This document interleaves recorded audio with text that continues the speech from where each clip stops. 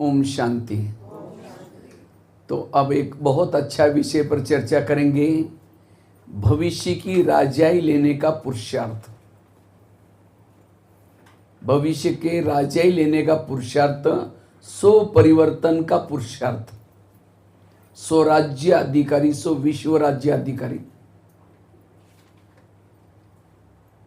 सब चाहते हैं मुझे परिवर्तन करना है। तो परिवर्तन का आधार क्या है, या भविष्य की राजाई लेने का आधार क्या है हमें? क्योंकि हम यहां किस लिए आए? राजा बनने के लिए आए। तो राजा कौन बन सकता है? जिन्होंने इंद्रियों पर शासन किया, वो क्या बनेगा? राजा बनेगा। तो कौन कौन राजा बनेगा? हाथ खड़ा करो। किसको राजा बनना? चलो, सबको बनना है। हाँ? तो राजा बनने की इच्छा तो है। देखो, गांव में यहाँ रहते हो भी आप राजा का पद प्राप्त कर सकते भविष्य में। इसलिए आज सब बोने का काम छोड़ करके भी, खेती का काम छोड़ करके भी आए। लेकिन ये भी 1 घंटे 2 घंटे की तपस्या, इसको आपको राजा कैसे हम भविष्य में प्राप्त कर सकते हैं, ये बहुत बड़ी प्राप्ति मिलेगी। इसलिए तो राजा बनने के लिए हाथ खड़ा किया था कि हम राजा बनने वाले हैं। तो क्या सभी इंद्रियों पर आपका शासन है? मन को कहा, ये मन तुम आधा घंटा परम धाम में जाना, और मन कहीं मार्केट में लेके गए, तो राजा कैसे बनेंगे? राजा बनने के लिए बाबा ने ये नहीं कहा कि जो माउंट आबू में रहने वाले वो राजा बनेंगे, जिन्होंने मम्मा बाबा को देखा ही वही राजा बनेंगे, जो बहुत साल से ज्ञान में चलते वो राजा बनेंगे। राजा बनने का आधार क्या है? सो राज्य अधिकारी, सो भविष्य के राज्य अधिकारी। जिन्होंने अपनी इंद्रियों पर शासन किया वो क्या बनेंगे? राजा बनेंगे। तो इंद्रिया तो आपकी है ना। हाथ किसका है? आपका है। मुंह किसका है? आपका है। आंखें किसके? आपकी है। मन किसका? आपका। बस अपने ऊपर राज्य करना है और कुछ नहीं करना है। ना कोई आपको उपवास करना है, ना नारियल तोड़ना है, ना को किसी के चरण छूना है, कुछ नहीं है। पढ़ाई क्या है? इसके ऊपर शासन करना। और इसी से आप विकार जिद बन सकते हैं। जो विकार हमारे ऊपर अटैक करते हैं, क्यों करते हैं? क्योंकि हमारी इंद्रिय वश में नहीं है। जैसे अंधा पीस रहा है और कुत्ता बैठ करके उसको खा रहा है। अंधे को क्या लगता है, मैंने बोरी भर करके पीसा, लेकिन देखा तो जमा कुछ भी नहीं, क्योंकि कुत्ता उसको खा रहे हैं। इसी तरह हम योग लगा रहे हैं, मुरली सुन रहे हैं, पुरुषार्थ कर रहे हैं, दान पुण्य कर रहे हैं, और इधर कर्म इंद्रिय क्या कर रहे हैं? माया के वश होकर के गवा रहे हैं। इसीलिए राजा बनने के लिए, जमा करने के लिए अपनी इंद्रियों की चेकिंग करो। यह है पुरुषार्थ। इससे आप शांति का अनुभव, आपके जीवन में दुख है, दुखों का कारण कोई व्यक्ति नहीं है। आपके जीवन की समस्या का कारण कोई व्यक्ति नहीं है। समस्या के कारण इंद्रियों की अधीनता। इसको ही बाबा कहते बच्चे, सो परिवर्तन करो। हम यहां किसी लिए आए?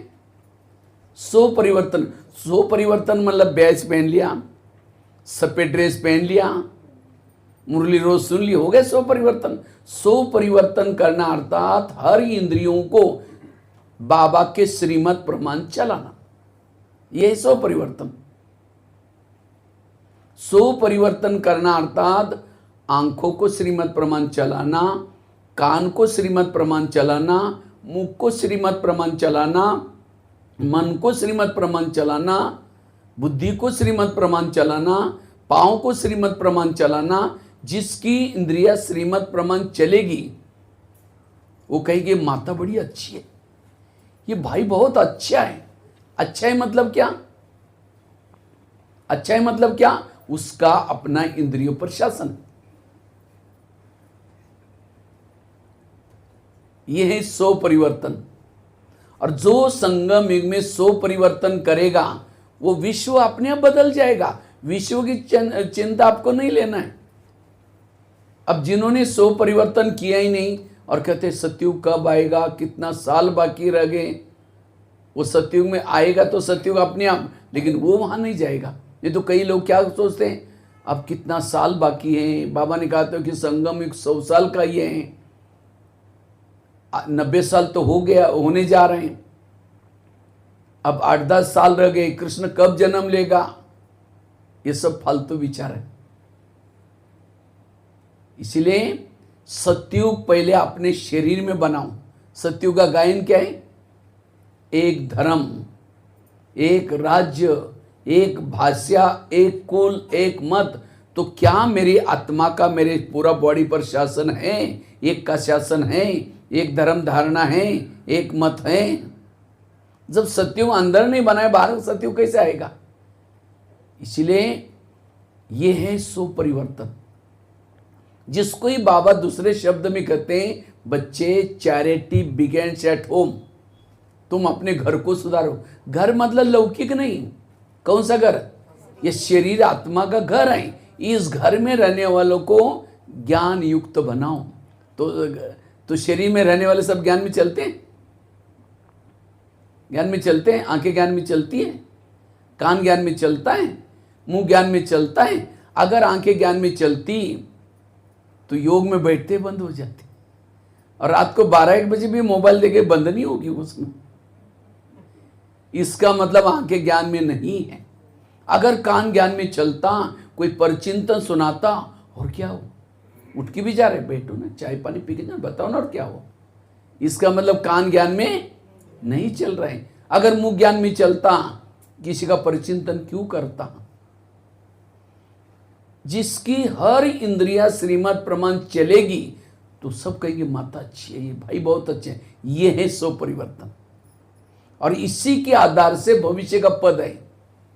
आप कितने साल ज्ञान में चले, आपने क्या क्या, उसका कोई लेना देना नहीं है। इसलिए गांव में रह करके भी, छोटे जगह पर में रह करके भी आप राजा ही ले सकते हैं। और लक्ष्य क्या हमारा? ये पढ़ाई क्यों कर रहे हैं? राजा बनने के लिए। तो आपको एक ये दिखाता हूं, एक आईना दिखाता हूं, आप खुद देखना, हम राजा बनने वाले हैं तो क्या बनने वाले हैं। समझो कोई ज्ञान में चलता है, ज्ञान में चलता है, धन से सेवा नहीं करता, ज्ञान दूसरों को नहीं सुनाता, इंद्रियों के भी अधीन है, ऐसे आत्मा का भविष्य है दास दासी का। दास दासी कौन बनता है? जो जीवन में उदास रहता है। और उदास कौन रहता है? जो इंद्रियों के अधीन होता है। उसके चेहरे में खुशी नहीं होगी, भले भगवान पढ़ा रहे, सतयुग आने वाला है, हम देवी देवता बनने के लिए जा रहे हैं, लेकिन चेहरे में दिखाए क्यों? खुद हारा हुआ है। हारा हुआ कभी खुश नहीं हो सकता। इसलिए राजा बनने के लिए इंद्रियों पर शासन चाहिए। जो किसी का श्रृंगार नहीं करते ज्ञान से, वो भविष्य में श्रृंगार करने वाली बनेगी। दासियां क्या करते हैं? श्रृंगार करते हैं। क्यों श्रृंगार करने वाली बन गई? क्योंकि वहां सतयुग में तो दासियां, राजा की जब शादी होती है ना, दहेज में क्या मिलता है? दासियां मिलती हैं। तो दासी तो नहीं बनना ना। बाबा कितना मुरली में कहते, बच्चे मंदिर में जाओ, इसको ज्ञान सुनाओ, उसको हम सुनाते नहीं, किसी का श्रृंगार करते ही नहीं। तो क्या करना पड़ेगा फिर? श्रृंगार करने वाली बनना पड़ेगा। इसीलिए मैं सोचता हूँ, इतनी जो माताएं, पक्की पक्की माताएं, ये माताओं को एक एक गांव को अडेप्ट करना चाहिए। एक एक माता, एक एक गांव की टीचर।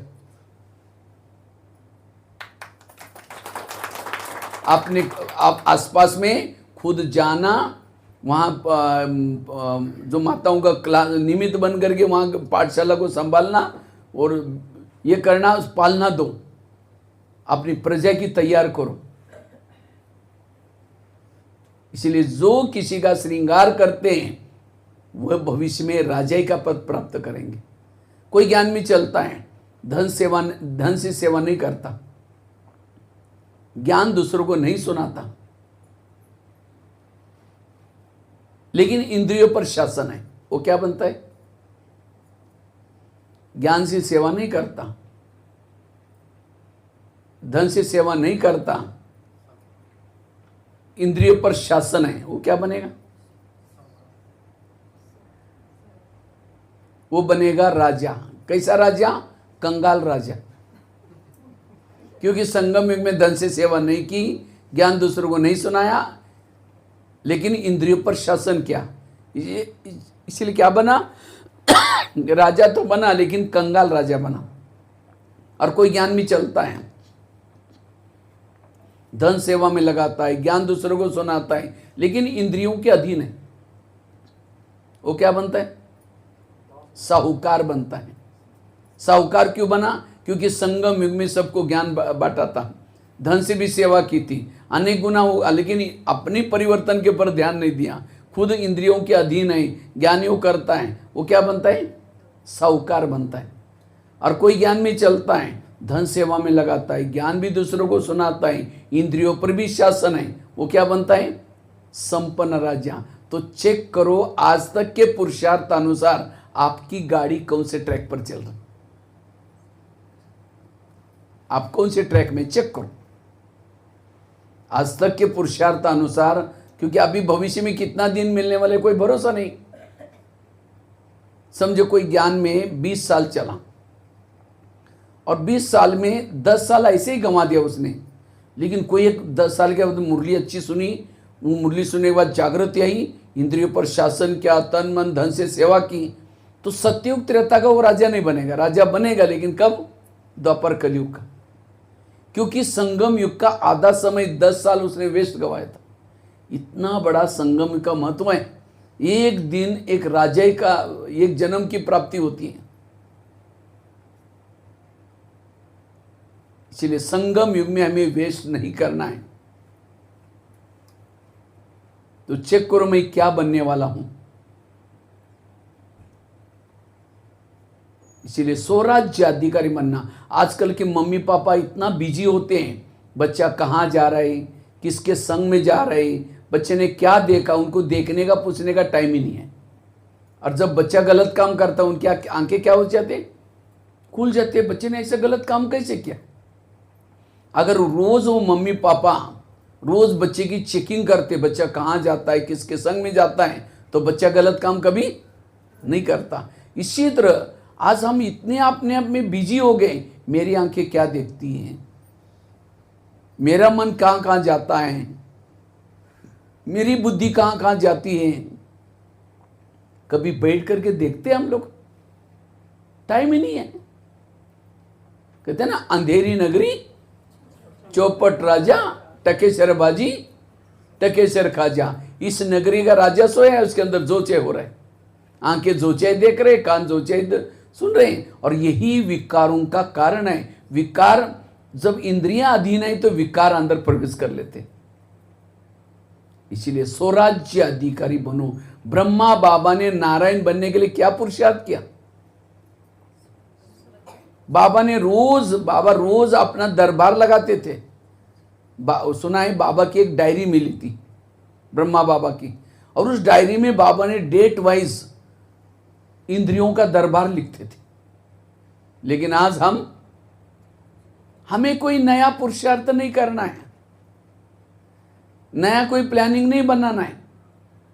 नहीं तो दुनिया में कितनी शास्त्र है, कितनी ग्रंथ है, कितनी भक्ति की सामग्री है। अगर भक्ति की सामग्री को इकट्ठे करो, एक पहाड़ बन जाएगा, लेकिन उसे हुआ कुछ नहीं। विकार बढ़ते गए, दुख बढ़ता गया, आखिर परमात्मा को इस धरती पर आना पड़ा। और परमात्मा आकर के क्या कहा? बच्चे तुम एक आत्मा हो और इस इंद्रियों पर शासन करो। बस ये दो ही करो, देवता बन जाएंगे। देवता बनने के लिए और कुछ नहीं करना है, केवल इंद्रियों पर शासन करना है। जिसका इंद्रियों पर शासन है, उसके इर्द गिर्द में गुण और शक्तियां होती। आज कई कहते मुझे सहन ही नहीं होता। क्या बोलते हैं? मुझे सहन ही नहीं होता। कई कहते मेरे संस्कार ही नहीं बदलते। कई कहते मेरा योग ही नहीं लगता। उन सब का कारण है इंद्रियों की अधीनता। जो इंद्रियों के अधीन है उसको सहन कैसे होगा? जो इंद्रियों के अधीन है, संस्कार कैसे बदलेंगे? जो इंद्रियों के अधीन है, सारा दिन गलत देखता है, गलत सुनता है, योग में बैठा है, जो देखा सुना वही याद आता है, इसीलिए योग नहीं लगता। अगर इंद्रियों पर शासन करो, आपका योग सारी समस्याओं का समाधान है स्वराज्य अधिकारी स्थिति, जिसको बाबा कहते हैं स्व परिवर्तन। इस शरीर पर शासन करो, ऑटोमेटिकली इस दुनिया में आप शासन कर सकते हैं। इस स्थूल दुनिया की ये सैंपल दुनिया है। जैसे दुनिया में कितने लोग हैं? 3 लोग हैं। शरीर में भी 3 लोग हैं, ये आत्म लोग। दुनिया 5 तत्वों की बनी है, शरीर भी 5 तत्वों का बना हुआ है। दुनिया में 950 करोड़ लोग रहते हैं, शरीर में भी 950 करोड़ सेल्स है। हर एक शरीर में सेल्स है, जीवाणु कितने? 950 करोड़। दुनिया में 70% पानी है, शरीर में भी 70% पानी है। इस दुनिया की यह सैंपल दुनिया है, और जिसने इसके ऊपर शासन किया ऑटोमेटिकली भविष्य इस दुनिया का राजा बन सकता है। कितना इजी है स्वयं का परिवर्तन करना है। इसीलिए स्वराज्य अधिकारी बनना। नौका पानी के ऊपर से जाएगी तो क्या करेगी? पार कराएगी। लेकिन नौका के अंदर ही पानी आएगा तो क्या करेगी? डुबा देगी। जो इंद्रियों को चलाता है वो जीवन में पार हो जाता है, और जिनको इंद्रियां चलाते वो डूब जाते। इसीलिए अधीन वाला कभी अधिकारी नहीं बन सकता। इसीलिए अधीन नहीं बनो। जैसे भारत में अंग्रेज घुसे थे, कैसे घुसे थे? कहानियां पता है ना? भारत में अंग्रेज कैसे आए थे? भारत में अंग्रेज आए, भारत में उस समय नवाबों का शासन था।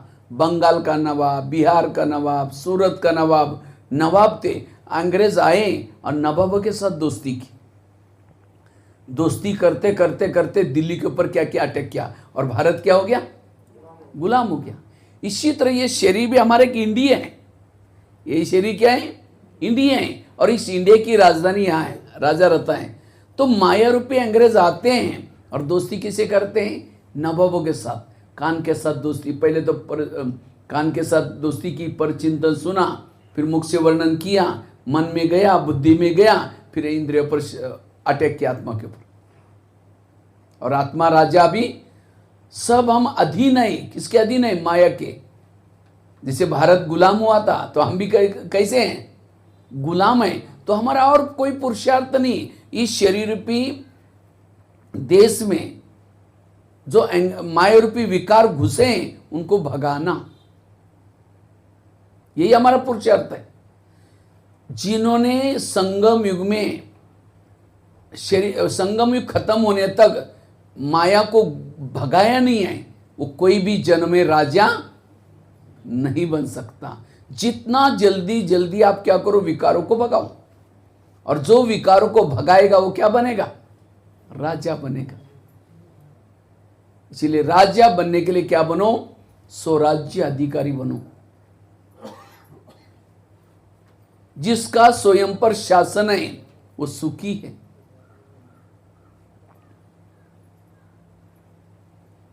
तो भारत में अंग्रेज घुसे थे, उनको भगाया कैसे? कैसे भगाया? जगह जगह पर जालियनवाला बाग, वहां पंजाब में है ना जालियनवाला बाग, वहां सुना है वो कुछ मीटिंग के लिए बैठे थे। मीटिंग के लिए बैठे थे तो उस समय क्या हो गया? अंग्रेज लोगों को पता चला हमारे खिलाफ में मीटिंग कर रहे हैं, और उस बगीचे में एक ही दरवाजा था, बाकी बड़ी बड़ी दीवार थी, और एक बीच में कुआं था सुना है। वो मैंने देखा भी, जब वहाँ देख के आया मैं वहाँ। तो जब अंग्रेज आया उसने क्या किया? गोलियां मारना शुरू कर दिया वहाँ। तो भड़दक मच गई, कुछ तो कुएं में गिर गए, कुछ तो मर गए। तब जाकर के भारतवासियों को लगा कि अंग्रेज हमारी उन्नति के लिए नहीं है, हमें वो लूटने के लिए आए। नमक का सत्याग्रह, दांडी यात्रा, उसके बाद नारे बनाए, कहते वंदे मातरम एक नारा शुरू किया था लेकिन वंदे मातरम ये नारा बोलने नहीं देते थे अंग्रेज। क्यों? उनको तो हिंदी नहीं आती थी। उनको लगता है कि वंदे मातरम मतलब ये कहते हैं हमको बांधो और मारो। फिर उसके बाद महाराष्ट्र में सबसे पहला स्टार्ट किया अखबार, केसरी करके नाम से एक अखबार चालू किया था लोकमान्य तिलक ने। तो उस अखबार में कहाँ क्या हो रहा है वो समाचार, ताकि लोकल भाषा में, तो उससे लोगों में जागृति हो गई। तब लोगों को जब जागृत किया तब लोगों ने नारा लगाया और अंग्रेज लोग चले गए। इसी तरह हमारे शरीर रूपी देश में विकार रूपी अंग्रेज घुसे, उनको भगाना है, अपनी जनता को जागृत करो। हमारी जनता कौन है? ये इंद्रियां। जब तक इस इंद्रियों के अंदर विकारों के लिए नफरत नहीं आएगी तब तक विकार जीत माया जीत नहीं बन सकते।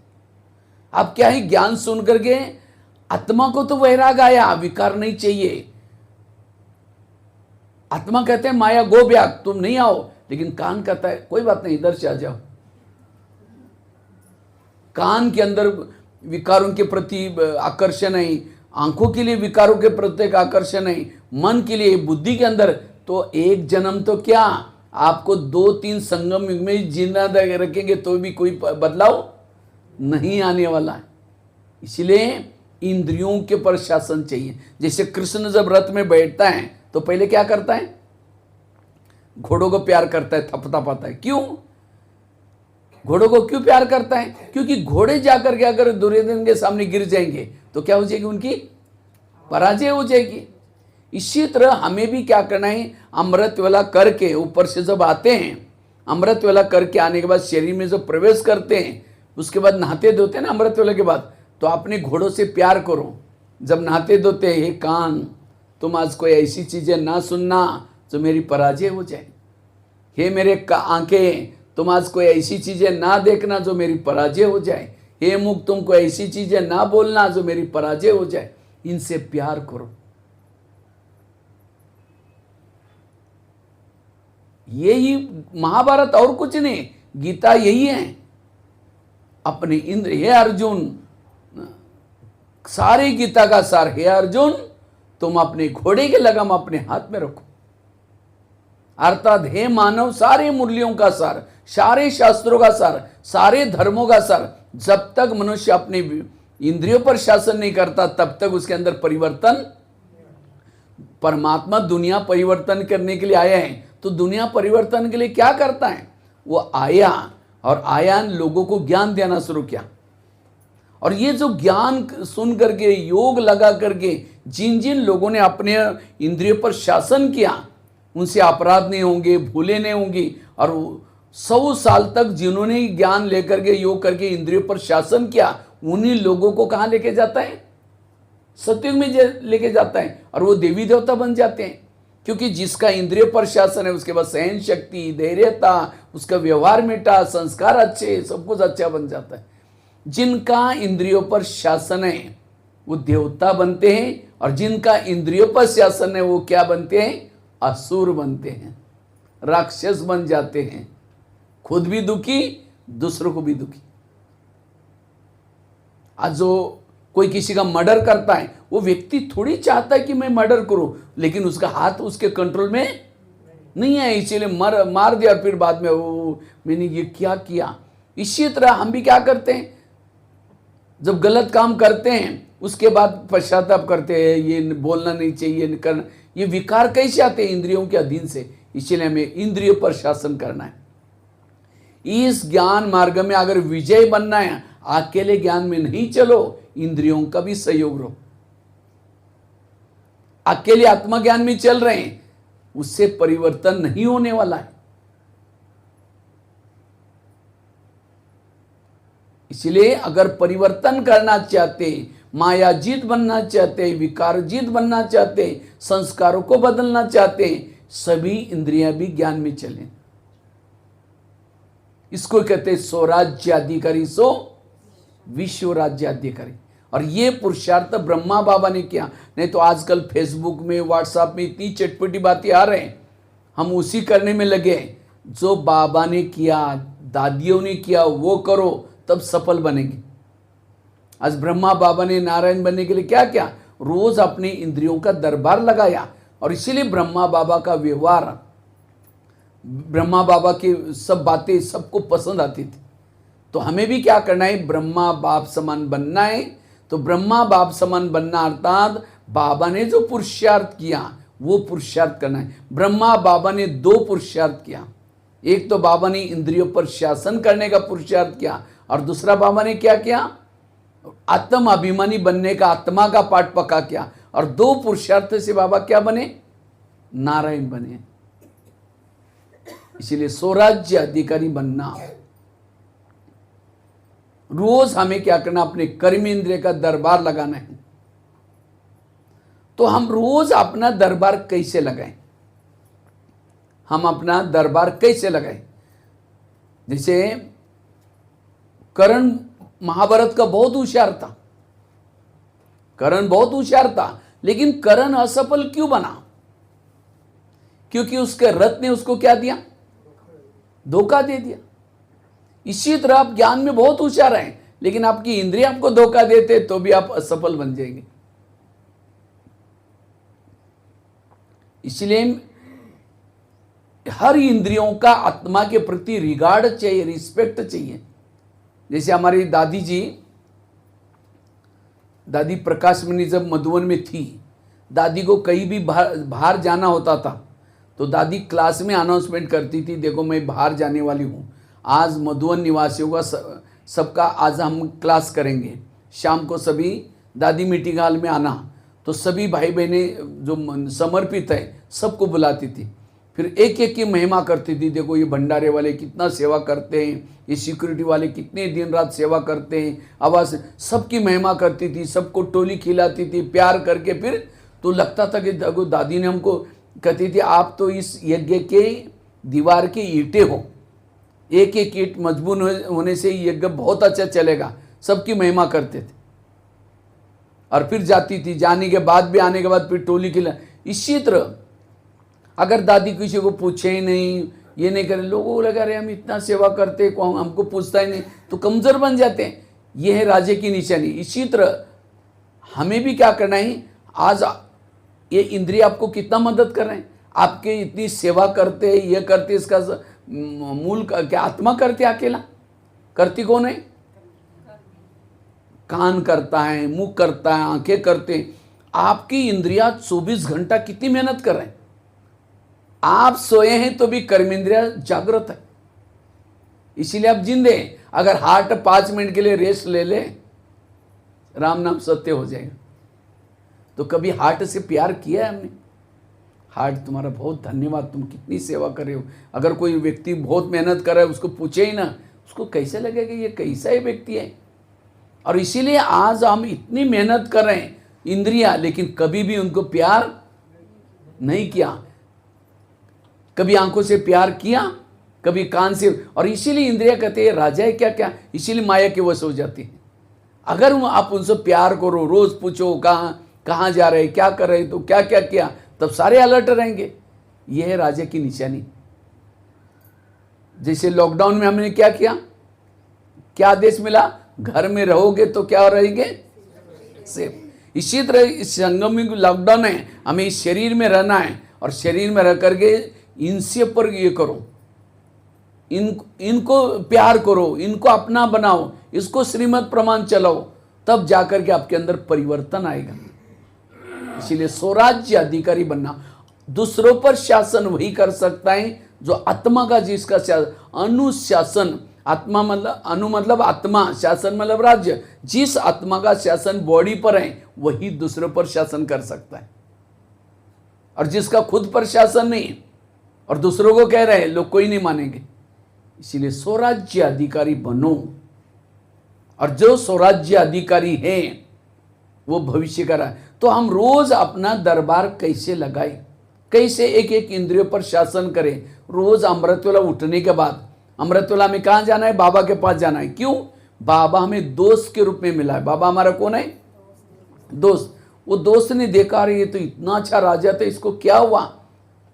वो कहता है कोई बात नहीं, मैं तुम्हारी राजाई वापिस दूंगा, लेकिन तुम मेरे पास आना और आओ, मैं तुम्हें ताकत देता हूँ, बल देता हूँ। तो अमृतवेला जाकर के बाबा से ताकत बल लेके आना है। और आने के बाद, अमृतवेला आने के बाद क्या करो, सभी इंद्रियों से गुड मॉर्निंग बोलो, और गुड मॉर्निंग बोल करके एक एक इंद्रियों से बात करो। तो कैसे बातें करने, सबसे पहले 5 मिनट के लिए ये दरबार लगाओ, शायद आप चार्ट भी रख सकते हैं, रोज इंद्रियों से कैसे बातें करने। सबसे पहले बात करो कान से। हे मेरे कान, तुम मेरे इस राज्य के शान हो, अगर तुम ना हो तो मैं ईश्वरी महावाक्य कैसे सुनता। इसीलिए हे कान, तुम्हारा बहुत बहुत धन्यवाद, मैंने तुमको कहाँ रखा है, मेरा तुम्हारे पर विश्वास है, और इसीलिए मैंने तुमको विश्वास के साथ कहाँ रखा है, बॉर्डर पर। कान का है, बॉर्डर पर।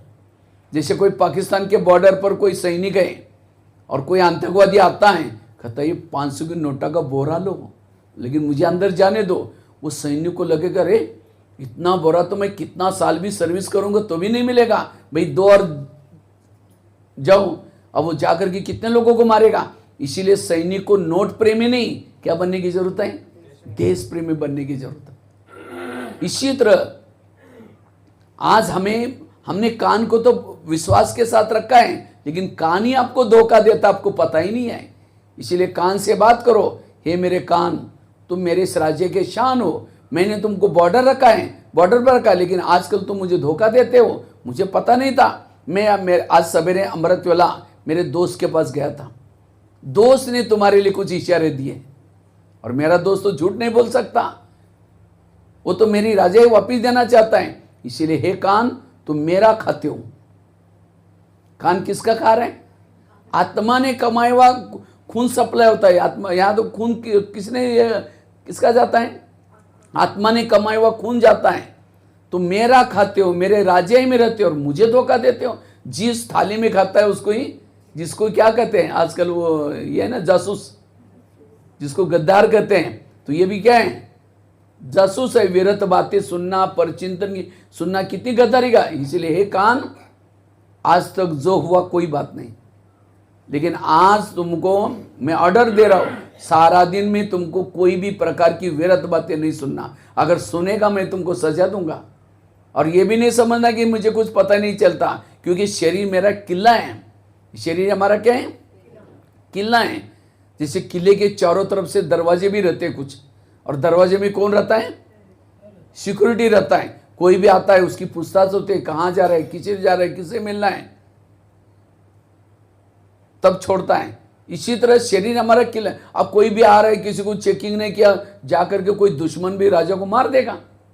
इसी तरह हमारा शरीर भी क्या है, फोर्ट है, किला है, और इस किले के कई दरवाजे हैं, कान, मुंह, आंख, लेकिन इस दरवाजे में कोई रोकने टोकने वाला, कोई भी बातें जा रहे हैं, और इसीलिए आत्मा का घाटा हो रहा है। आत्मा क्या है, दुखी है। इसीलिए हे कान,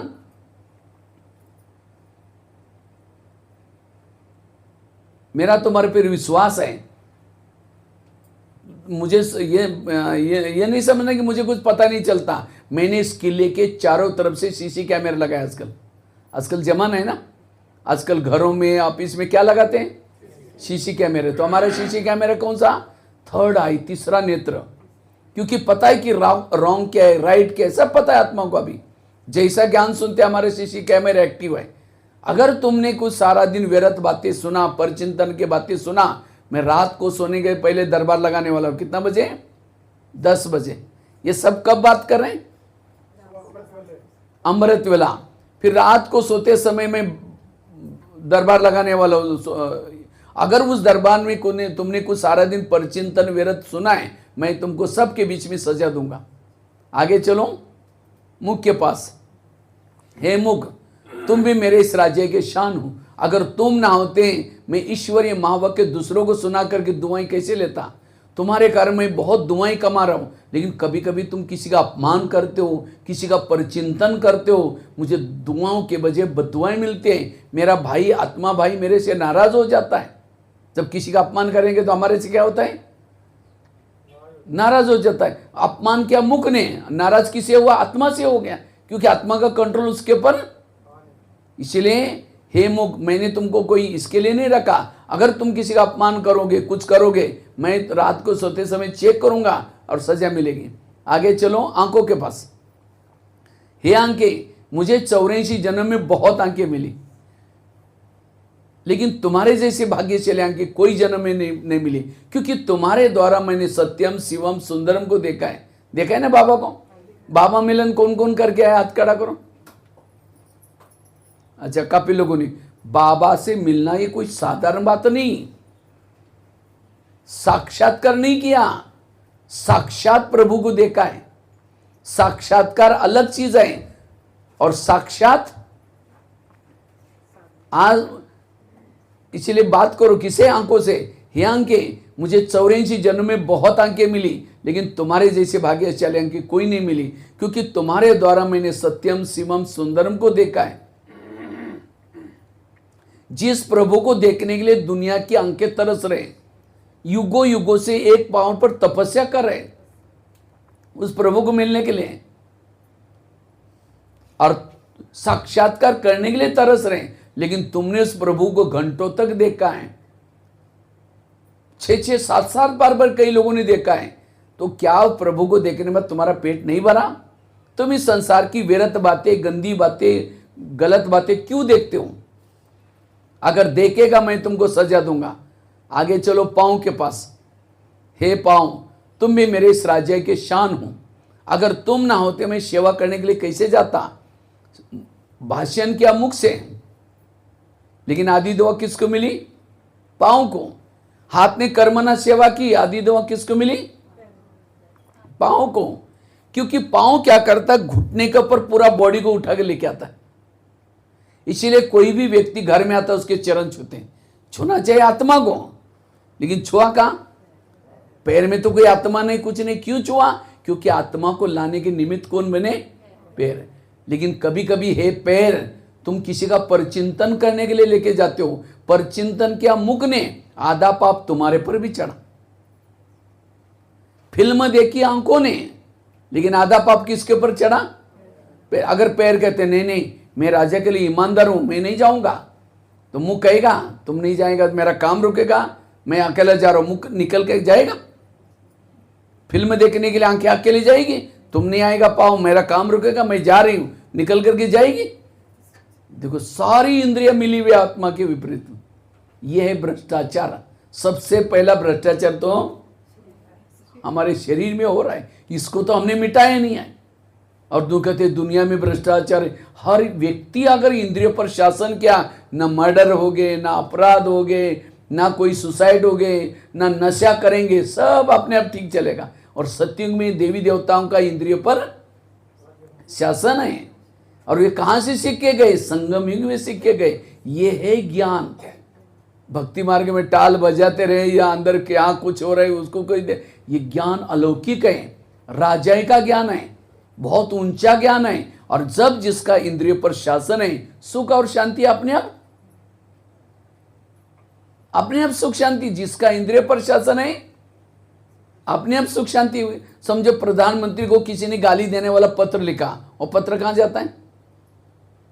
प्रधानमंत्री को किसी ने गाली देने वाला पत्र लिखा, वो पत्र कहां जाएगा? उसके पीए के पास जाएगा, पीए पढ़ेगा, फिर कहेगा क्या फालतू आदमी लिखता है, इतना अच्छा काम कर रहा है बेचारा, बुजुर्ग होते हुए भी दिन रात इतनी मेहनत कर रहा है, उसके लिए ऐसा लिखता है, फाड़ के फेंक देगा। माना उसका पीए को उसका क्या है? हितैषी है। तो इसी तरह हमें कोई गाली देता है, हमारा पीए कौन है? हमारा आत्मा का पीए कौन है? कोई गाली दी, वो पहले कहां पहुंचते हैं? कान के पास। कान फटाफट आत्मा तो बोलता है देखो हमको गाली दी, गाली दी, गाली दी।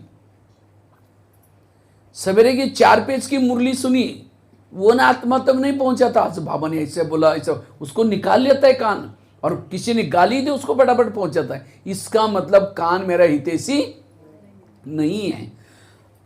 जब आपकी इंद्रिय ही आपकी हितैषी नहीं, तब कैसे राजा बनेंगे? हर आत्मा की। आज कई माताएं कहते मेरे बच्चे मानते ही नहीं है, मोबाइल के बिना रहते ही नहीं है। क्यों मोबाइल देखते हैं? क्योंकि आपकी खुद की इंद्रियां नहीं मानती, आपका मन नहीं मान रहा है, आंखें नहीं मान रही, तो कौन आपके दूसरे लोग कौन मानेंगे? पहले इसको ठीक करो, घर ठीक हो जाएगा, ऑफिस ठीक हो जाएगा, सारी दुनिया ठीक हो जाएगी। सारे प्रॉब्लम यहां हैं और ढूंढ रहे कहां? बाहर ढूंढ रहे। इसलिए स्वराज्य अधिकारी बनो, अपने आप को बदलो, ये ज्ञान कहता है। दूसरे क्या करते, जो करेंगे सो भरेंगे, आपको क्या लेना देना? आप तो अपने आप को सुधारो, अपने आप को ठीक करो, तो आप खुद ही सुखी बनेंगे। दूसरा कितना भी गाली देता है, अगर कान उसको अंदर पहुंचाता नहीं, तो आपके अंदर कौन सी शक्ति आएगी? अपने आप सही शक्ति आएगी। आपको तो वो लेना ही नहीं, गाली को ये करना है, वो गाली देगा तो क्या लग जाती है। इसीलिए हर इंद्रियों के अंदर आत्मा के प्रति रिगार्ड चाहिए। कई माताएं कहते हैं हमको कोई रिगार्ड देता ही नहीं, हमको कोई पूछता नहीं। क्यों नहीं रिगार्ड दें? जब इंद्रियां ही आपको रिगार्ड आत्मा को नहीं दे रहे, तो दूसरा कौन देगा? तो हर आत्मा, इंद्रिया आत्मा के प्रति रिगार्ड दे, रिस्पेक्ट दे, यह है पुरुषार्थ। इसलिए सो परिवर्तन, और जो ये सो परिवर्तन करता है, स्वराज्य अधिकारी बनता है, भविष्य के राजा ही मिलती है। आगे चलो मन के पास। हे मन, तुम भी मेरे इस राज्य के शान हो। अगर तुम ना होते मैं ईश्वरीय महावाक्य का मनन चिंतन कैसे करता? लेकिन कभी कभी तुम व्यर्थों का भी चिंतन करते हो। अगर करेगा मैं तुमको सजा दूंगा। आगे चलो बुद्धि के पास। हे बुद्धि, मैंने सभी इंद्रियों में से चुनकर तुमको मंत्री बनाया। बुद्धि कौन है? कौन सा मंत्री? गृह मंत्री है। बुद्धि पूरा बॉडी का कौन है? गृह मंत्री। क्योंकि बुद्धि के बिना कहीं भी पत्ता भी नहीं हिलता। समझो मन में विचार आया, मुझे फिल्म देखने के लिए जाना है, तो मन का विचार कहां जाता है?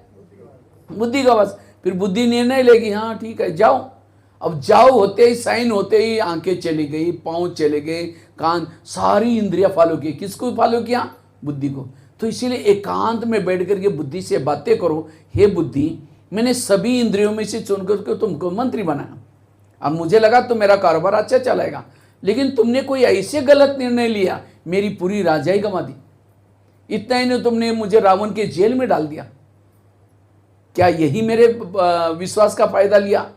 इसलिए हे बुद्धि, आज तक जो हुआ कोई बात नहीं, लेकिन आज से तुम्हें जो भी निर्णय लेना है श्रीमत के आधार से। अगर तुम गलत निर्णय लेगा, मैं तुमको सजा दूंगा। तो आप लोगों ने हाथ खड़ा किया था, हम राजा बनने वाले हैं, तो क्या इतना ध्यान है? है इतना ध्यान? इसलिए ये है पुरुषार्थ, ये है सो परिवर्तन। नहीं तो कितनी भी मुरलियां पढ़ो, सुनो, कुछ यहाँ ही अगर ये सजा नहीं देंगे, कोई बदलाव नहीं आने वाला है, कोई परिवर्तन। तो ये हमें आज से क्या करना है? रोज इंद्रियों का दरबार लगा दो, तब आप कैसा भी कड़ा संस्कार है, कैसी भी बुरी आदत है, उसको परिवर्तन कर सकते हैं। इसको कहते हैं अखंड भारत। अखंड भारत मतलब हर इंद्रियों में एकता। जब हर इंद्रियों में एकता है तो माया अंदर घुसेगी नहीं किले में। ऐसा किला मजबूत बनो, तब आप जीवन में सुखी हैं, तब आपके जीवन में शांति है। अशांति का कारण कोई व्यक्ति नहीं, परिस्थिति का कारण कोई व्यक्ति नहीं, सबका कारण है। जैसे प्रधानमंत्री दिल्ली में शांति में कब बैठेंगे? जब उसके पार्टी के सारे लोग अपनी ड्यूटी एक्यूरेट करेंगे। एक ने गलत काम किया, उनकी नींद पिट जाएगी। इसी तरह आत्मा भ्रुकुटी में शांति में तब बैठते हैं जब हर इंद्रिया अपनी अपनी ड्यूटी एक्यूरेट करते। कान ने गलत सुन लिया, आत्मा की नींद फिट गई। मुख ने कुछ गलत बोल दिया, आत्मा की नींद फिट गई। जैसे एक बार कोई मंत्री जी ने कुछ ऐसे कुछ बोल दिया कोई संप्रदाय के लिए, कितना पूरा सरकार में हलचल हो गई। इसीलिए हर इंद्रिया अपनी अपनी ड्यूटी एक्यूरेट करें और रोज इसकी चेकिंग करेंगे, तब पता चलता है कौन सी कर्म इंद्रिया धोखा देते हैं, कौन सा गलत काम करते हैं। और जब ये चेकिंग करेंगे परिवर्तन, तब आपके अंदर परिवर्तन आएगा। तो ये परिवर्तन का आधार है स्वयं का परिवर्तन, विश्व का परिवर्तन करने का। और जो संगम युग का स्वराज्य अधिकारी है, 3 प्रकार के तकत है। तकत तीन प्रकार के, एक है भ्रुकुटी का तकत, आत्मा इसके ऊपर बैठी है। दूसरा तकत कौन सा है? बाबा का दिल का तकत। और तीसरा तकत है भविष्य के राजा का तकत। तो हम यहाँ पुरुषार्थ क्यों कर रहे हैं? भविष्य की राजाई लेने के लिए कर रहे हैं। लेकिन भविष्य की राजाई किसको मिलती है? जिन्होंने परमात्मा के तख्त पर बैठे हैं। परमात्मा ने जिसको पसंद किया। परमात्मा किसको पसंद करेगा? जिनके कर्म अच्छे हैं। और कर्म अच्छे करने का आधार क्या है? इंद्रियों पर शासन। जिन्होंने इंद्रियों पर शासन किया वो प्रकृति आसन पर बैठेगा। जिसके कर्म अच्छे नहीं है, इंद्रिया धोखा देते हैं, ये क्यों हुआ, मेरे को क्यों बोला ऐसा, वो क्यों क्या ही रहेगा, कुर्सी पर बैठेगा नहीं, शांति का अनुभव करेगा नहीं। इसीलिए जिन्होंने स्वराज्य अधिकारी हैं उसको ही भविष्य की राजाई मिलती है। चाहे गरीब हो, चाहे कैसा भी हो, चाहे समर्पित हो या गृहस्थी में रहते हैं, उसका कोई लेना देना नहीं। इसलिए आप गृहस्थी में रहते हो भी राजा ही ले सकते हैं। तो इसलिए सो परिवर्तन करो। ये हो गया सवेरे का दरबार। फिर रात को सोने के पहले फिर दरबार लगा दो। कितना बजे? 10 बजे। सभी इंद्रियों से, नहीं तो हम दरबार लगाने के बजे क्या करते हैं? बिस्तरा डालने के बाबा कहेंगे बाबा गुड नाइट, आज तो इतने खेती का काम था, बोने का काम था, फिर वो घर में मेहमान आए, ये हुआ वो हुआ, फिर उसके बाद कल सवेरे उठना है, इतनी ढेर बर्तन मांजना है, फिर ये करना है। ऐसे करते करते सो गए। ना कोई क्या हुआ भविष्य कोई ले। तो आज की दिनचर्या फिर कल कैसे के वैसे रहेंगे। इसीलिए रात को सोते समय, क्योंकि सवेरे सवेरे कौन आता है? आलस। और आलस आपको सुलाएगा। इसलिए रात को दरबार लगा करके कौन सी इंद्रियों ने क्या किया वो देख करके, सजा दे करके फिर बाद में सोना है। तो सबसे पहले रात को सोते समय क्या करो? कान से बात करो। हे मेरे कान, तुम मेरे इस राज्य के शान हो। तुम्हारा सारा दिन का चार्ट कैसा रहा? तुम्हारा बहुत बहुत धन्यवाद। सवेरे 7 बजे तुम्हारे द्वारा मैंने मुरली सुनी थी, लेकिन 12-1 बजे को एक माता जी आई थी और किसी अपने घर की पति की बेटे की कुछ बुराई सुना रही थी। तुमने बड़ा नज़दीक जाकर सुना था। और क्या हुआ? और क्या हुआ? मैंने सीसी कैमरे के रिकॉर्डिंग में देखा है। तुमको तो सवेरे मना किया था, नहीं जगमई नहीं सुनना, तो भी तुमने सुना। इसीलिए तुम्हारे लिए सजा मतलब कोई कैंची लेकर के कान को काट करके नहीं फेंको। जैसे सूरदास ने क्या किया, आंखों को ही निकाल दी। ये सजा नहीं, यहाँ की अलौकिक सजा। कौन सी सजा दो? दोबारा मुरली सुनो। क्योंकि जिस कान में ज्ञान भरपूर नहीं है वही पर चिंतन सुनेंगे। इसका मतलब जो सवेरे जो मुरली सुनी थी वो भरपूर कान में नहीं गई थी, इसीलिए दोबारा उसकी सजा कौन सी दो? दोबारा मुरली सुनो। फिर आंखों को मुख को पूछो तुम्हारा चार्ट कैसा रहा।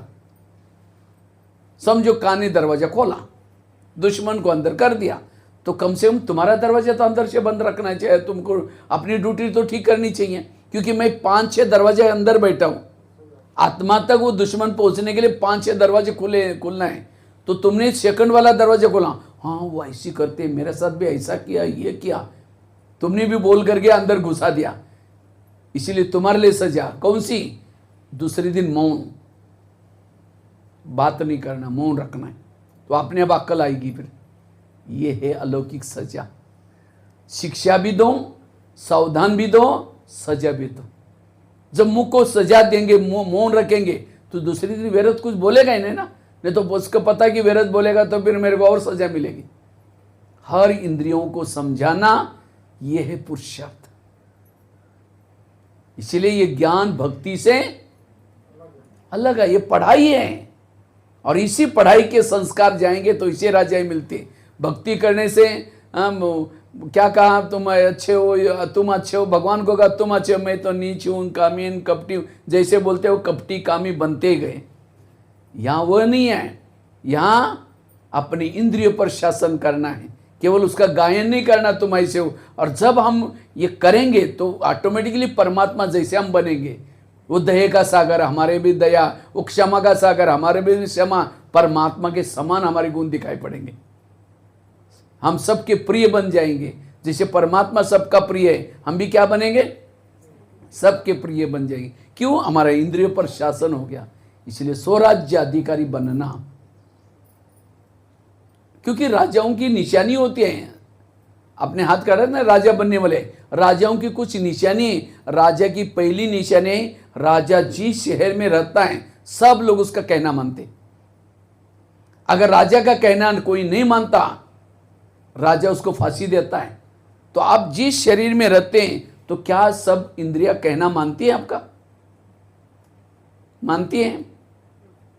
अगर नहीं मानती तो सजा देते हैं। राजा कभी कमजोर नहीं होता, इसलिए सजा देना। दूसरी राजा की निशानी है, राजा दानी होता है। राजा के घर से कोई खाली, तो आप लोगों ने हाथ खड़ा किया था हम राजा बनने वाले हैं, तो आप इतना दान करते हैं। दान केवल धन की बात नहीं, आपके पास बहुत सारा माल पानी है। शक्ति का दान, गुणों का दान, ज्ञान का दान, शुभ भावना का दान, कितना दान दे सकते हैं। जो दान देता वो देवता है। समझो यहां से हमीरपुर जा रहे, बस में बाजू में कोई बैठा, एक शब्द भी नहीं सुना है ज्ञान का, कंजूस राजा है। बाजू में रोज पड़ोसनी घंटी बजा करके कहते हैं दिए भैया हो मुझे दर्शन दो, एक शब्द भी उसको नहीं सुनाया, कंजूस है। अगर ऐसी नहीं सुनती थी इतना तो कह सकते हो मीठे बाबा, ये पड़ोसनी हमारी रोज आपको पुकारे कि आपकी आवाज आपके उसकी आवाज नहीं आ रही, बाबा उस आत्मा का भी आप कल्याण करना ना, उसको सही रास्ता दे। इतने तो शब्द तो छोड़ जाए, ये भी आपका दान है, बहुत बड़ा दान है, शुभ भावना का दान। अगर कोई व्यक्ति, अंधा व्यक्ति गटर में गिरने जा रहा है, जिसको आंखें है वो क्या हंसता रहेगा? कहेंगे अरे ओ बाबूजी इधर नहीं जाना, ये तो खड्डा है, इधर जाओ। इसी तरह आज कोई भक्ति भी कर रहा है, कहाँ खड्डे में गिरने के लिए जा रहा है, मंदिर में भी जा रहा है, तो कहाँ जा रहे हैं? तो हर व्यक्ति अंधा है, और बाबा ने केवल हमको ही नेत्र दिया है। तो हमें तो रहम तो आना चाहिए ना। जिनको रहम नहीं आता वो देवी कैसी? अब कोई बच्चा माँ का सो रहा है, माँ सो रहे और बच्चा रो रहा है रात के समय, माँ खराटे मार करके सो रहे, उसको माँ कहेंगे? माँ क्या करेगी? बच्चा रोता है तुरंत उठेगी, बच्चे को समझाएगी, सुलाएगी, फिर सोएगी। इसी तरह हम सभी कौन बनने वाले? विश्व की माँ। अब देवी देवता देवी की पूजा हो रहे हैं, माँ माँ करके चले, वो कौन है? 5000 साल पहले हमने उनकी रहम किया, वही तो हैं।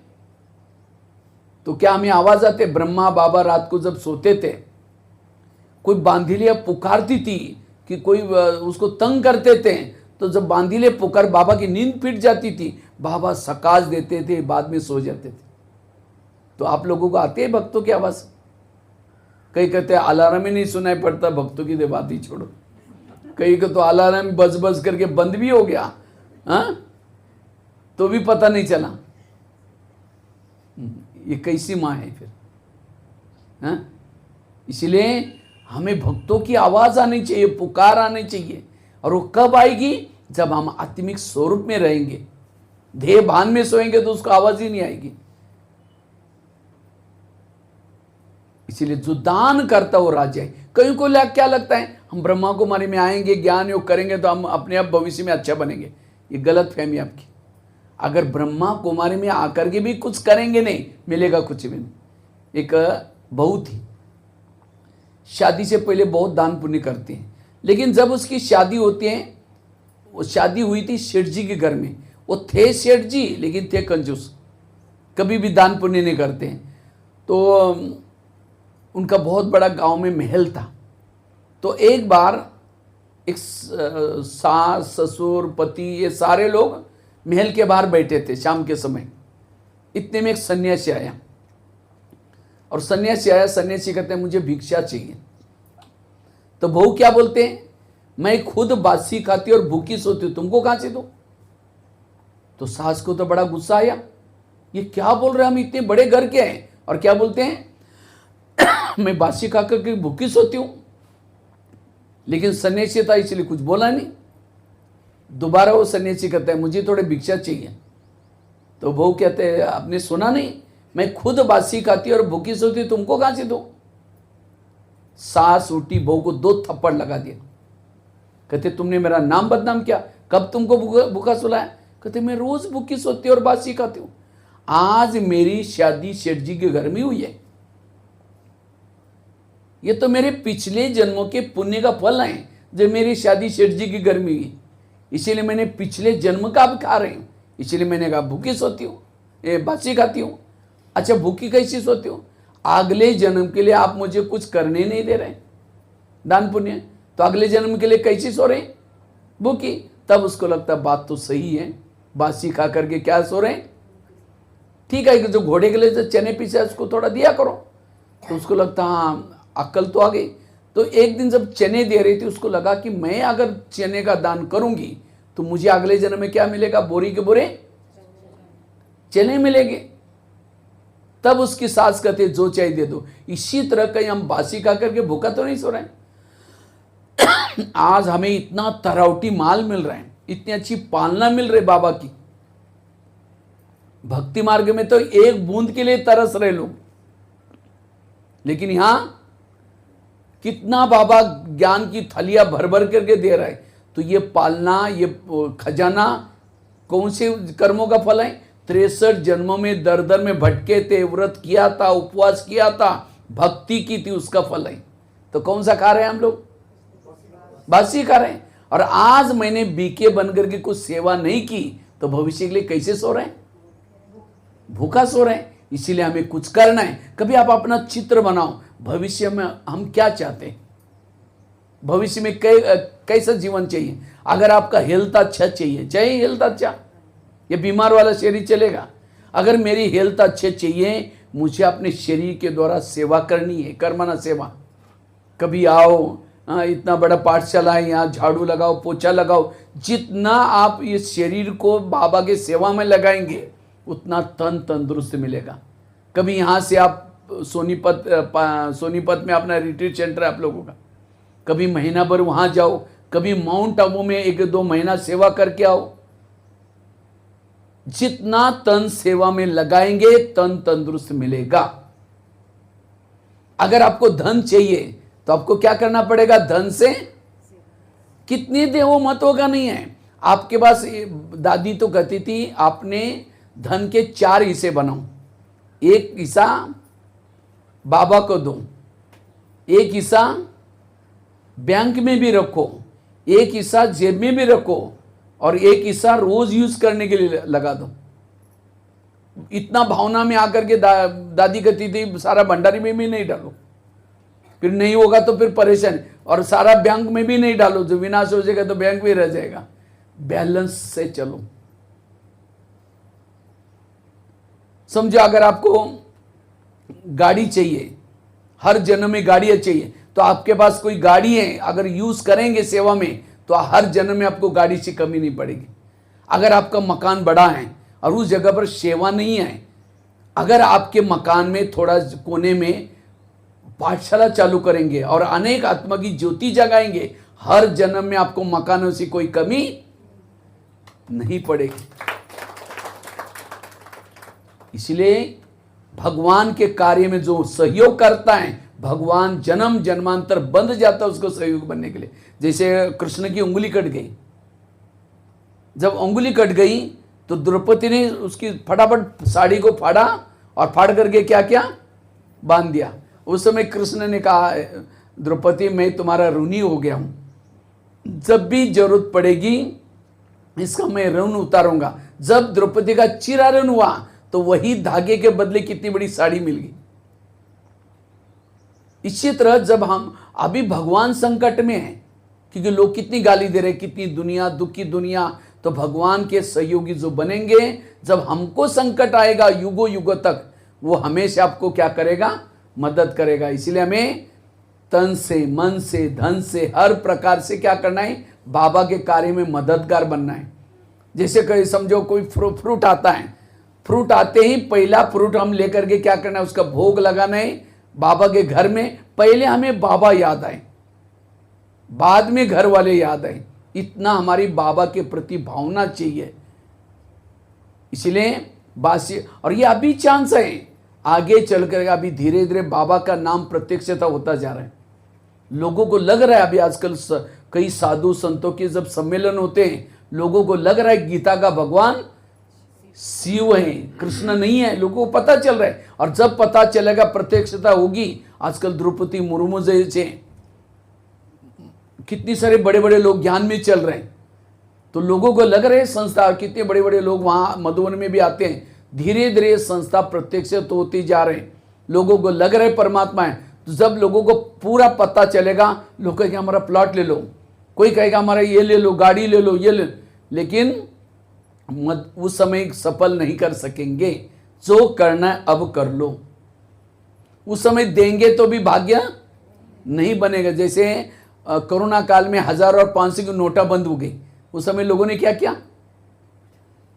क्या किया, ला करके भंडारी में डालना शुरू किया। वैसे तो ले सकते थे, क्योंकि 3-4 महीना गवर्नमेंट ने कहा कि आपके पास है, उसको बैंक में डालो तो भी आपको मिल जाएगा।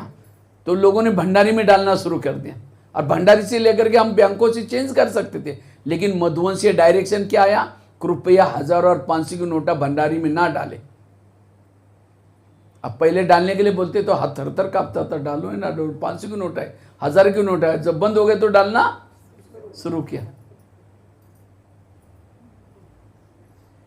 एक मैं किचन में बैठा था स्टोर में, तो एक माताजी आसाम से आई, बॉक्स लाया था, कहते भाई जी हमने चाय पत्ती लाया, क्योंकि वहाँ चाय पत्ती बहुत बनती है। तो हमने कहा ठीक है माताजी, रख के चले जाना। तो जो चाय बनाने वाला भाई को कहा कि भाई ये चाय पत्ती कोई माताजी लाए, लेके जाओ। वो लेके गया, उसने खोल दिया, चारों तरफ से चाय पत्ती और बीच में 1000 और 500 की नोटा पुरानी। वो भाई बोला कि भाई ये पैसा है उसमें ज़्यादा। तो हमने कहा अनाउंसमेंट कर दो डायमंड हॉल में। तो उसने अनाउंसमेंट 10-12 किया, वो माता आई नहीं। सुना भी होगे तो भी आई नहीं। क्या उसका सफल हो गया? और ये भोलेनाथ को ठग दिया पुरानी नोट दे करके, उसका सफल नहीं हुआ। इसी तरह आगे चल करके आप कुछ भी देंगे, सफल जो करना है अब जरूरी है। इसीलिए बाबा कहते बच्चे, जो दान करता है वो कौन है? राजा है। इसीलिए दान के संस्कार चाहिए, ज्ञान का दान, शक्तियों का दान, गुणों का दान, बहुत सारा आपके पास खजाना है, दान कर सकते हैं। तीसरी राजा की निशानी क्या है? पहली बताई, राजा जिस शहर में रहता है सब कहना मानते हैं। दूसरा क्या बताया?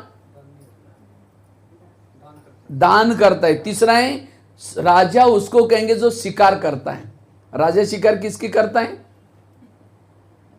किसकी करता है? चुहा को मार के आता है, शेर को। जंगलों में राजा जाता ना, उसको क्या बोलते हैं? आकेट खेलने के लिए जाता है, और आकेट खेल करके शेर को वगैरह चीता को मार के आता है। और मारने के बाद क्या करता है? गांव में घुमाता है, ढोल बजा करके घुमाता है, लोग वाह वाह करते हैं, राजा तो बहादुर है। तो इसी तरह आप राजा बनने के लिए हाथ खड़ा किया था, तो आप लोगों ने कितनी शिकार किए? माता है कोई शेर को मारा है? और यहाँ तो चारों तरफ से जंगल ही जंगल है। हाँ, शेर मतलब कोई वो जंगली शेर की बात नहीं, अज्ञानी आत्माओं को क्या बनाना? ज्ञानी बनाना, वो है शेर की शिकार करना। अज्ञानी आत्मा को क्या बनाना? ज्ञानी बनाना, ये है शेर। ऐसे नहीं कि 2-4 दिन के बाद मरने वाली बुढ़िया को ज्ञान सुनाया, वो चुहा बिल्ली हो गया, चुहा बिल्ली हो गया। ऐसे को नहीं, एक को लाने के बाद उसके साथ में और 10 लोग आ जाए, 4 लोग आ जाए, पूरा परिवार ज्ञान में निकले, ये है शेर की शिकार। कई कहते हैं भाई जी कोई सुनते ही नहीं आजकल। नहीं सुनता, इसका मतलब आपके पास जो ज्ञान के तीर है उसके अंदर ताकत, वो ज्ञान आपके धारणा में नहीं है, इसलिए नहीं सुन रहे। वो धारणा में ला करके सुनाओ, लगेगा। अच्छा, कोई नहीं सुनता तो उसको जाली में तो फंसाओ। ये सेंटर क्या है? पाठशाला क्या है? जाली। हर जगह पर जालियां बना कर रखे, तो कम से कम वहां कोई आता है तो उस समय लेके आओ। मारने का काम बहनें कर देंगे, भाई कर देंगे। इसलिए हमें लाना है। जिसने लाया उसको क्या हो गया? आदि प्राप्ति उसकी हो गई। कभी कभी आप अपने वहां रिश्तेदारी का प्रोग्राम रखा हो, कुछ ना कुछ, आपको शिकार करने का शौक चाहिए। लेकिन याद रखना, शेर की शिकार बड़ी सावधानी से की जाती है। कई बार अखबार में क्या आता है, कोई शिकार करने के लिए गया था और शेर ने उसको फाड़ के, गया था शिकार करने के लिए और शेर ने उसको क्या किया? फाड़ दिया। कईयों को नशा चढ़ते ज्ञान सुनाने के लिए, कई बार जाकर के सुनाएंगे। आजकल हम ब्रह्मा कुमारी में जाते हैं, बड़ा अच्छा ज्ञान है, सत्युग आने वाला है, विनाश होने वाला है। कहते अच्छा आप भी वो फंस गए क्या ओम शांति में? अरे वो बाहर का खाना नहीं खाते हैं, फैशन नहीं करते हैं, ब्रह्मचर्य का पालन करते हैं, ये कोई लाइफ है क्या? इसीलिए ओम शांति खुद ही कल आना बंद कर दिया। गया था शिकार करने के लिए, खुद ही मर गया। इसीलिए पहले खुद पक्के बनो, पहले खुद अनुभवी बनो। तो राजा बनने के लिए शिकार, तो आज तक किसने किसने कितने शिकार किया? हाथ खड़ा करो, कितने शेर मारे? देखो एक माता जी उन्होंने क्या, 2 और 2-3 जन, हाँ हाँ बस 3-4, बाकी को राजा बनने के लिए हाथ खड़ा किया था। राजा बनने के लिए तो शिकार ही नहीं किया, तो राजा कैसे बनेंगे? तो अब इसे क्या करेंगे? आज से शिकार जरूर करना है। अब मुझे तो बड़ा शौक होता है, जब भी मुझे टाइम मिलता है निकलता रहता हूँ। मेरे एक टूर में तो 25, 30, 40 तो शेर तो मर ही जाते हैं। शौक चाहिए, और जिसको शौक है वो कर सकता है। कितना अच्छा चांस है। इसलिए में सेवा करनी जरूरी है। आपने ज्ञान बाबा के प्रति कितना प्यार है, कितना ये सेवा दिखाएगी। अगर आप सेवा नहीं करते हैं, बाबा के प्रति प्यार आपका नहीं है। इसलिए शिकार करने, वो है राजा। और लास्ट की बात है, राजा की निशानी है, फलों का राजा किसको बोलते हैं? आम। अभी आया है ना आम का सीजन। आम को क्यों फलों का राजा बोलते हैं? वैसे तो राजा बोलना चाहिए नारियल को। नारियल को क्या बोलना चाहिए? फलों का राजा। लेकिन राजा नारियल नहीं, क्योंकि उद्घाटन होते तो किसको तोड़ते हैं? नारियल को। कोई देवी को, देवता को प्रसन्न करना है, भगवान को प्रसन्न करना है तो नारियल तोड़ते हैं। लेकिन नारियल राजा नहीं बना। राजा कौन बना? आम। क्यों? हाँ बार बार मीठा तो उसे चिक्कू भाई उससे भी ज्यादा मीठा है। फलों का राजा आम इसीलिए, आम ऊपर से नरम होता है और उसके अंदर की गुठली क्या होती है? सख्त होती है। तो राजा बनने वाला, और नारियल कैसा होता है? ऊपर से सख्त होता है बाहर से, और अंदर उसका नरम। तो इसी तरह जो व्यवहार में ऊपर से स्ट्रिक्ट है, मैं जैसे कहता हूं ऐसे करो, ये करो, वो करो, दूसरों को कहेंगे और खुद कुछ नहीं करेंगे।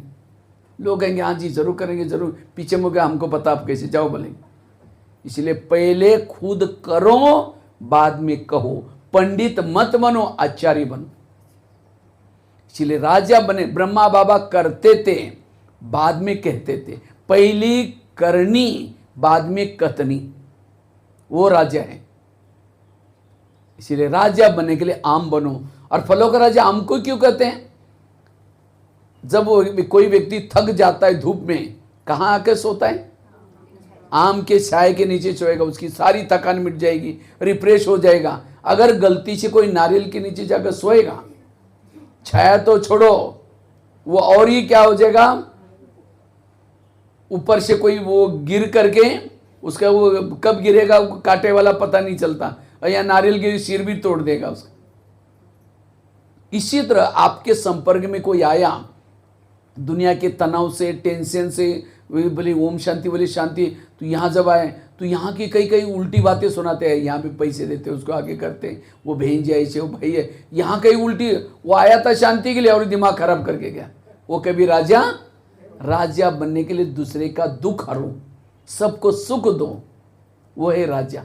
कोई समस्या लेकर के आए, समाधान करके जाए। कोई रोते हुए आए, आपसे खुश होके जाए। देवी देवता क्या होते हैं? हम रोते हुए जाते हैं, उनका शक्ल देखते। क्यों? उन्होंने संगम में अनेक रोने वालों को क्या किया था?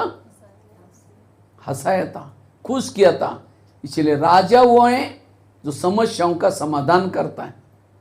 और फलों का राजा आम को क्यों कहा? क्योंकि आम के साथ प्यार ज्यादा है। नारियल के साथ इतना प्यार की निशानी क्या है? आम का सीजन आता है तो मुंह में लेके चूसेंगे, डालते रहेंगे, निकालते रहेंगे, डालते रहेंगे। वो खत्म भी हुआ तो भी गुठली को छोड़ेंगे ही नहीं, ये प्यार करे उसे। अब नारियल को लेकर चूसो, 32 दाता वो भी टूटेंगे, मिलेगा कुछ भी नहीं। अर्थात राजा बनने के लिए प्यारे बनो। अब आप सामने से आ रहे हैं, आपको देख करके कोई रास्ता काटता है, आपको देखना पसंद नहीं करता, आप राजा नहीं। क्यों? आपका इंद्रिय पर शासन नहीं है। इसलिए आपको, अब जैसे दादियां जब डायमंड हॉल से निकलते हैं, सब कितना गौर से देखने की कोशिश करते हैं, इतना भीड़ में। क्यों? उनका इंद्रिय पर शासन है। और हमें कोई देखता है तो रास्ता काट करके जाता है। कई कई तो जब माता जब घर में जाते हैं, घर वाले क्या बोलते हैं, ये मुसीबत आ गई। क्या बोलते हैं, मुसीबत। क्यों? हमारे में परिवर्तन नहीं है, अभी भी हमारे इंद्रियों पर संयम नहीं है, इसीलिए हम उनके लिए क्या बनते हैं, मुसीबत। कोई देवी को देख करके कोई ये करें, आज कई माताएं कहते हैं मेरा पति है ना पवित्रता के लिए तंग करता है, मेरे बच्चे शराब पीते, मांसाहार खाते। बच्चों की कमी नहीं है, पति की कमी नहीं है, आपके पुरुषार्थ की कमी। अब जिस मंदिर में देवी है, कोई चप्पल पहन करके जाएगा? वो शराबी भी अंदर जाने के लिए डरता है, ये तो देवी है, श्राप न दे। वो तो एक जड़ पत्थर है, और आप तो चैतन्य देवी आप घर में आपको इसका मतलब आपका पुरुषार्थ इतना नहीं है। आपको देखने बाद घर का भी परिवर्तन हो जाए, इसलिए अपना अंदर से गुप्त पुरुषार्थ करो। और फलों का राज्य आम को क्यों बोला? जब आम को फल लगता है तो क्या होता है, झुकता है, और नारियल को फल लगता है तो और ऊपर जाता है, ऊंचाई पर जाता है। इसी तरह जिसके अंदर कला, विशेषता, गुण आने के बाद जो झुकता है, नम्रचित रहता है, वो है राजा।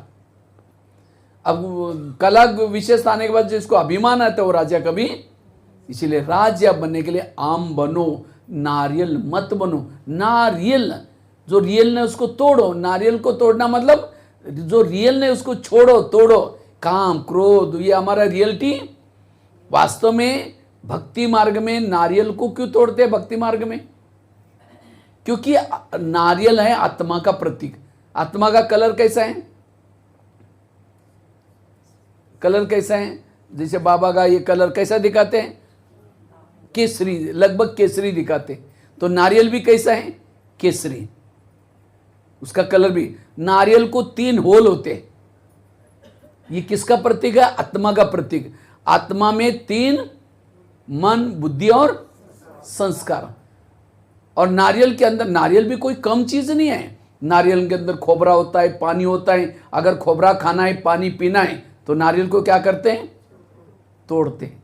इसी तरह आत्मा के अंदर शांत स्वरूप, आनंद स्वरूप, शक्ति स्वरूप बहुत सारे गुण हैं। अगर उस गुणों को बाहर लाना है, ऊपर विकारों के कवच को क्या करना पड़ेगा? तोड़ना पड़ेगा। इसीलिए लोगों ने भक्ति का नारियल तोड़ा, हमें वो नारियल नहीं तोड़ना। कौन सा? ये आत्मा को क्या करना है? ओरिजिनल संस्कार को बाहर लाना है।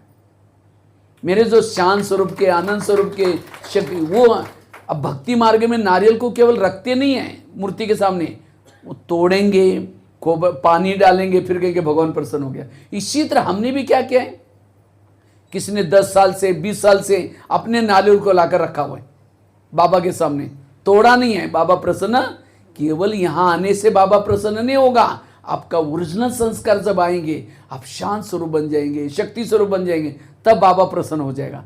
इसीलिए नारियल को रखो नहीं तो इस 2025 में क्या करो? और नारियल जब तोड़ते हैं, एक धक से टूट गया, कहेंगे भगवान ये मुहूर्त तो बड़ा शुभ है। 5 बार मारा, टूटा ही नहीं, तो कहेंगे ये मुहूर्त ठीक नहीं है। इसी तरह बहुत साल से ज्ञान में चल रहे हैं, अभी भी ओरिजिनल संस्कार बाहर नहीं आए, इसका मतलब आपका पद ऊंचा नहीं है। इसलिए एक धक से नारियल तोड़ो। और राजा ही बनने के लिए लास्ट बात है, अमृतवेला का योग अच्छा चाहिए। अमृतवेला, तो अमृतवेला कौन कौन उठता है? हाथ खड़ा करो। अच्छा, सभी उठते। लेकिन अमृतवेला का चुपचाप आपका कोई वीडियो बनाई जाए और सवेरे 10 बजे दिखाई जाए, क्योंकि मेरा है, मैंने ऐसे किया था। दीवार के सारे बैठे, मुंह खुला के बंदा, 2 बार मच्छर अंदर भी गया और बाहर भी, पता भी नहीं चला। अगर ऐसा योग करेंगे तो आत्मिक स्थिति कैसी बनेगी? और जिसकी आत्मिक स्थिति नहीं है तो इंद्रियों पर शासन कैसा होगा? इसलिए अमृतवेला अच्छी करना।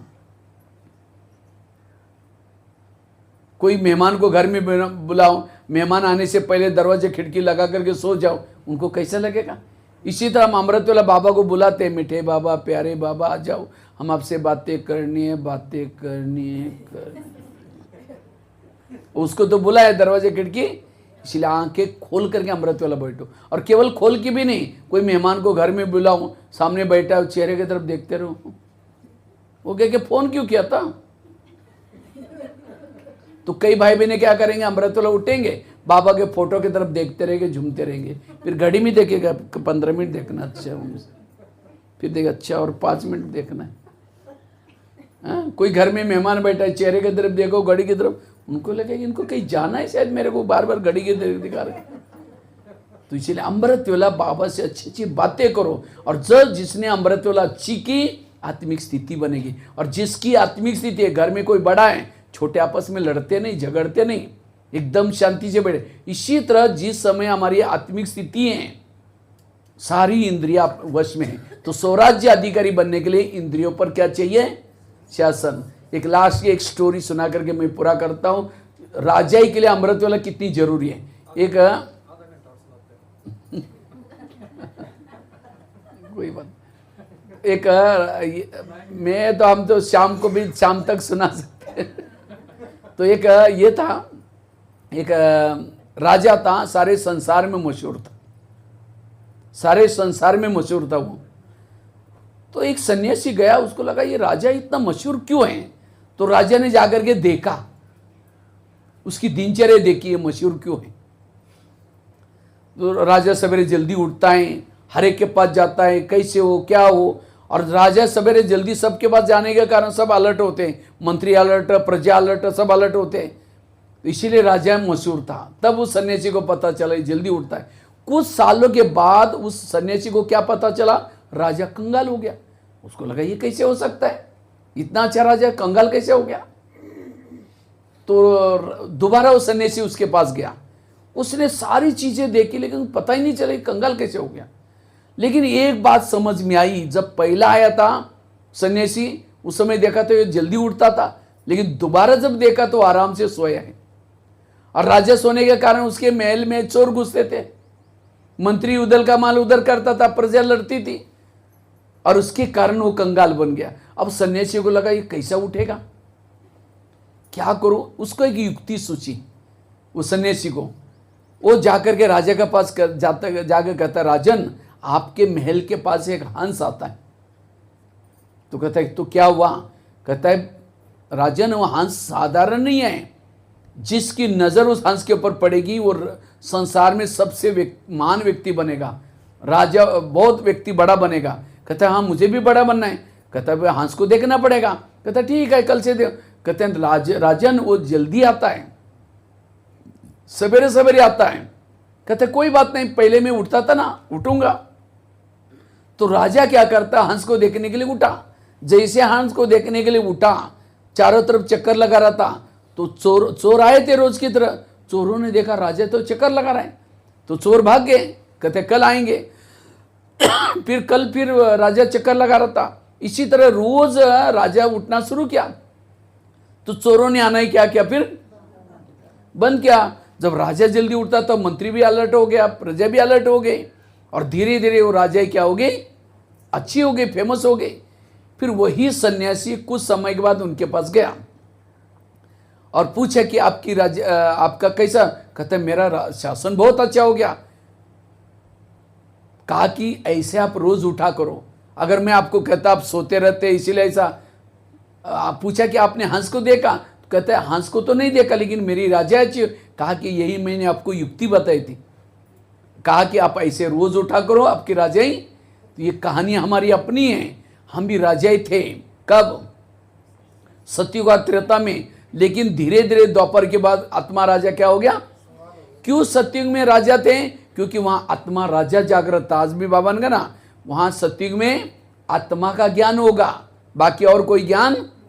मैं आत्मा अभी शरीर छोड़ने वाली मैं, क्योंकि वहां सतयुग में आत्मा जागृति होते हैं, और जिसकी आत्मा जागृति है विकार नहीं आते। लेकिन दोपहर के बाद क्या हो गया, आत्मा राजा सो गया, मैं आत्मा भूल गया। और भूलने के बाद क्या हो गया, इस शरीर रूपी महल में 5 चोर घुस गए। कौन से, काम, क्रोध, लोभ, मोह, और धीरे धीरे राजा को लूट लिया, कंगाल हो गया। फिर शिव बाबा जैसे सन्यासी आया, तो शिव बाबा ने ऊपर से देखा रही क्या हो गया, ये तो इतने अच्छे राजा थे।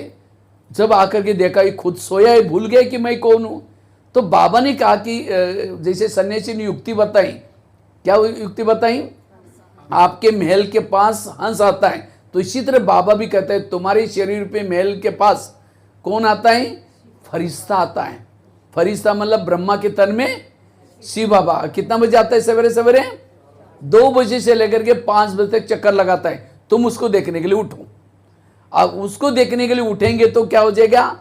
सवेरे उठ करके योग लगाएंगे तो आत्मिक स्थिति बनेगी, और जब हमारी आत्मिक स्थिति बनेगी तो चोर आना, जिस समय हमारे शरीर में आत्मिक स्थिति है, कोई भी विकार रूपी भूत प्रवेश जो है भूत वो भी। इसलिए अमृत वेला अगर राजा ही लेनी है, अमृत वेला का योग करना जरूरी है। जो अमृत वेला योग करेगा वो क्या बनेंगे? राजा बनेंगे। तो इसलिए आप सभी सरडे वाले क्या बनेंगे? सब राजा। तो राजा बनने का देखो, भले आपने बोने का छोड़ के आए, लेकिन ये कितना बड़ा, कितना जन्मों के लिए राजा है, कितनी बड़ी कमाई मिलेगी। इसलिए राजा बनने के लिए क्या क्या बताया? रोज दरबार लगाना, कैसे इंद्रियों से बातें करना, कैसे अपना परिवर्तन करना, और जब हर इंद्रियों पर शासन होगा तब परिवर्तन होगा। कैसे दरबार लगाना है, कैसी सजा देनी है, और राजा की निशानी बताई। हमें दान के संस्कार चाहिए, साथ में शिकार करने के संस्कार चाहिए।